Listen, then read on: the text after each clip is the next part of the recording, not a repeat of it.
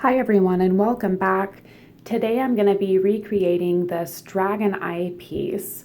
Now this is a fridge magnet, so it is pretty small, and the piece that I'm making today I plan to use on this journal cover. So I will need to make it quite a bit larger, and I'm also going to be using a different color, and I will talk a little bit more about this project later on in the video. For now, let's have a look at what I'm using and then we'll get started. So here are my main materials. Now, in addition to these things, I will also be using some mica powders to color and highlight this piece. So I have got some blue clay here, a much larger dragon eye. This is a 25 millimeter. Some rhinestones that I will be using around the eye ridges here for some sparkle. And then for tools, you will need a cutting tool, a dotting tool, and a toothpick. So I've rolled my blue clay out pretty thin here, and this is all the clay that I will be using. So I'm gonna place my dragon eye right in the center, and I'm just gonna be trimming the rest of my pieces away from that edge there. So I am going to start by making two tiny balls, and then I am going to point the end of each one and place them directly across from each other on either side of that eye. And this is going to not only set the angle of your eye, but it will also prevent gapping there on the eyelids, which we will be doing next. So for the eyelids, I have rolled out two kind of fat ropes here, one for the upper and one for the lower eyelid, and I am going to roll these pieces nice and flat. And once your pieces are rolled out, you can begin placing them. And I like to place the bottom one first, overlapping that ball there a little bit and making sure that it's well adhered to the clay below and pressed up smoothly against that eye. And then we can add the upper eyelid, overlapping that lower lid, and again slightly overlapping those balls on the edges. And then I am just going to trim away this excess and then smooth that seam all the way around.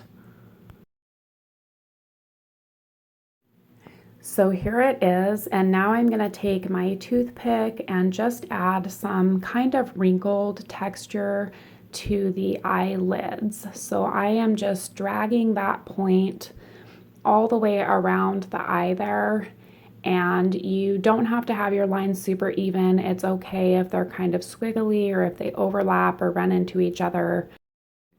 And now I am rolling out some pieces for the upper and lower eye ridges, and you want to roll these just a little bit fatter than the ones that you used for the eyelids, and make sure that they're pointed on both ends. And I am just going to run this right over the top, and you want kind of a rounded arch, keeping those corners nice and even with the angle of your eye. And now I'm going to take my razor knife and cut in some lines along these ridges, and you want to pay attention to the spacing on these. We are going to be adding gemstones, one in between each of these lines, so you don't want them too close together, and you want to keep them as evenly spaced as you can. And right now I am just marking those lines on the surface, and then I will go through and follow them all the way around the inside and the outside of each one of those ridges.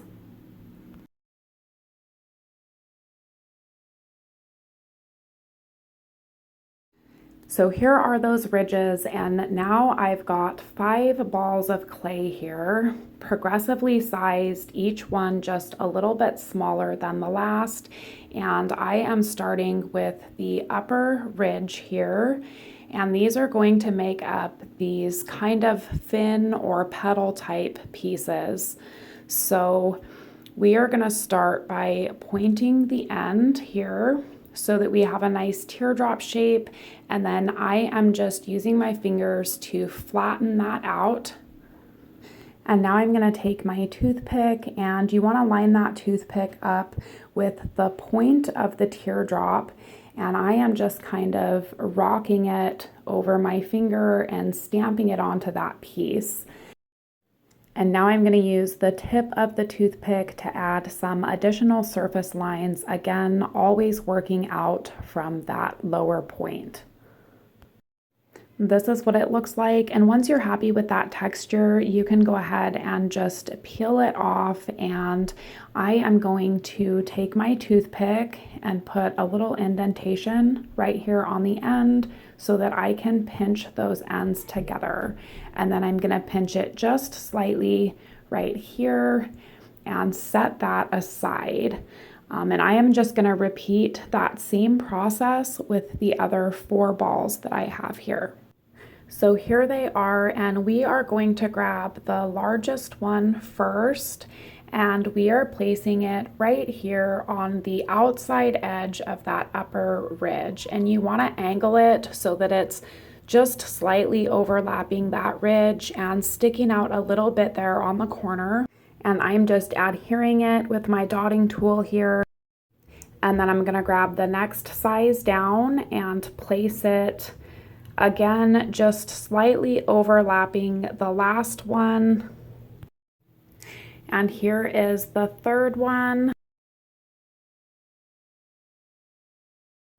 And the fourth one.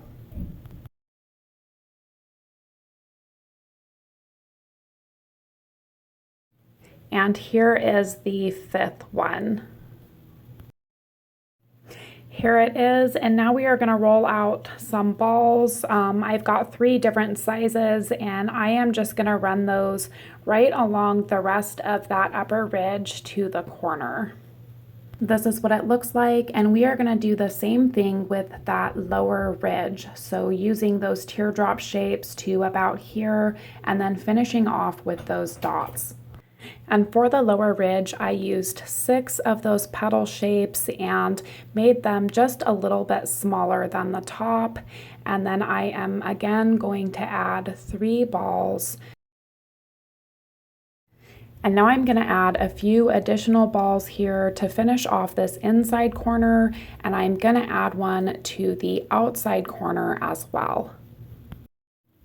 And now we can begin adding our rhinestones. Now again, I am placing 1 stone in each one of those spaces between those lines we made on the ridges, and I am using some smaller ones around the corners and then larger ones moving up.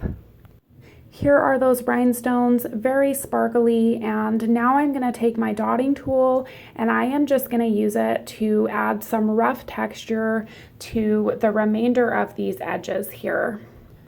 Here it is. You can see that texture there on the edges, and this piece is ready for color. So I am starting with some cobalt blue, and I am going to brush that just in this crease here where the eyelid meets the eye ridge. And then I'm using pure blue, which is a much lighter shade on the outside and surface of those ridges, and also on the very edges of the eyelid on the inside. I am using violet on the inside of each one of these petal pieces, and brushing some more of that pure blue on the outer edges. And then I am going to brush some more of that cobalt blue over the remainder of the piece.